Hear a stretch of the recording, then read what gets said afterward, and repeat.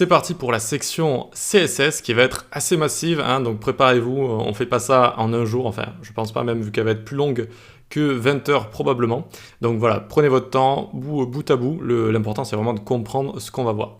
Donc le CSS, c'est quand on part de l'HTML, c'est-à-dire ce qu'on a fait juste avant, voilà, donc ça c'est de l'HTML brut, ce que ça nous retourne directement, à des sites comme je vais vous montrer tout de suite, à un site que j'ai pris ici qui a été récompensé je crois pour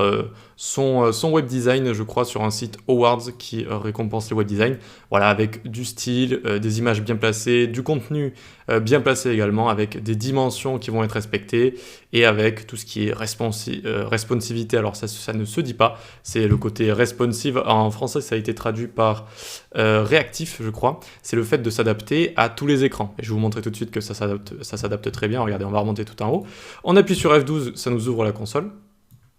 hop, et ici si je clique sur Toggle Device Toolbar, tac, ça va me mettre en fait dans le mode test de responsive, et je vais pouvoir, vous voyez, baisser comme ça mon navigateur sans avoir besoin de le baisser à côté, puis ça me donne plein de fonctionnalités supplémentaires, et vous voyez que quand je me baisse en fait, tout ce que j'ai envie de montrer ici, c'est que ça s'adapte en fait, vous voyez, hop, ça se rapte ici, hop, vous voyez que le menu tout en haut il va commencer à partir, tac,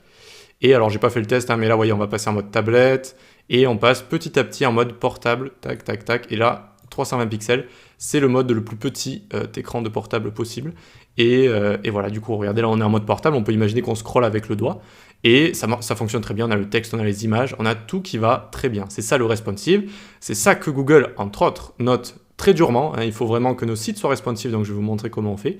et voilà, c'est comme ça donc on fait un joli site, et c'est à ça que sert le CSS, rajouter des couleurs, dimensions, position, etc., etc. Allez, on retourne au diapo. Donc maintenant, on va voir ce qu'on va apprendre dans cette partie de la formation. Ben, tout simplement tout le CSS, c'est-à-dire on va faire une introduction, on va commencer doucement, des propriétés de base, les couleurs, les dimensions, etc.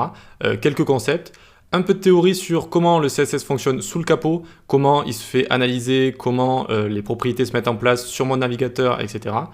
Ensuite, on verra tout ce qui est côté responsive, donc comment notre écran va être réactif. Alors, réactif, j'aime pas trop cette traduction, comme beaucoup de traductions françaises en général dans tout ce qui est informatique, c'est pas tip top, mais responsive, voilà, ça va être ce qui s'adapte à tous les écrans. Accessibilité qui s'adapte à toutes les personnes, d'accord, malvoyants, d'autres langues, etc., etc.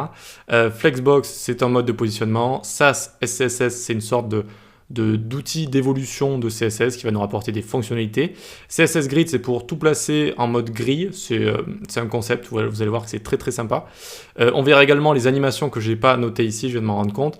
Tout ce qui est animation et transition, j'adore ça, vous verrez que on va en manger pas mal et je vais vous montrer plein de petits exercices à faire. C'est vraiment, les animations, c'est assez fun à faire. En général, les gens aiment bien. Voilà, donc c'est ça qu'on va apprendre, on y va, on va démarrer tout ça, donc introduction au CSS dans les prochaines vidéos. À tout de suite.